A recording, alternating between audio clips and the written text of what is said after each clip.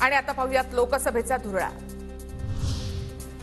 अकोल्याबाबत काँग्रेसशी चर्चा करणार काँग्रेसचे प्रकाश आंबेडकर यांच्या विरोधामध्ये उमेदवार जाहीर केल्यानंतर शरद पवारांची प्रतिक्रिया।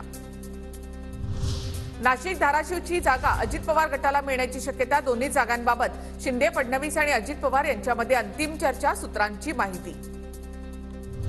महायुतीकडून अद्याप 10 जागांवर उमेदवार जाहीर नाहीत। निवडणुकांच्या टप्प्यानुसार महायुती उर्वरित उमेदवारांची घोषणा करणार। निवडणुकीचे टप्पे आणि तारखा पाहून उमेदवार घोषित करण्याचा निर्णय। महायुतीमध्ये अखेर 4 जागांवर अंतिम तोडगा निघाला। ठाणे, कल्याण आणि छत्रपती संभाजीनगरची जागा शिवसेना लढणार, तर पालघरची जागा भाजपकडे, सूत्रांची माहिती। काही दिवसातच शिंदे गट अजित पवार गटाचं विसर्जन होईल। गरजेपुरता जमवलेल्या गद्दारांना संपवायचं हे भाजपचं एकमेव मिशन, विनायक राऊतांचा हल्लाबोल।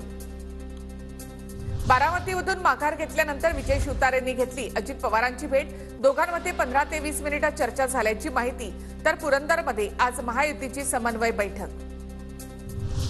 शिंदेंनी शपथ घेतली होती की विद्यमान आमदार आणि खासदारांना निवडून आणीन। एक जरी जागा पडली तरी शेती करायला जाईन। आता 13 जागा तरी राखा, अनिल परब यांचा खोचक टोला। वंचित आघाडी बारामतीमध्ये उमेदवार देणार, लवकरच उमेदवाराची घोषणा होणार, सूत्रांची माहिती।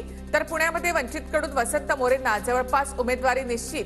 प्रकाश आंबेडकर आणि प्रकाश शेंडगे 48 उमेदवार देणार। वंचित चर्चा करत नाही म्हणून निवडणुका लढायच्या नाहीत का, राऊतांचा सवाल। तर आम्ही अजूनही वंचित सोबत चर्चेसाठी इच्छुक, राऊतांचं विधान।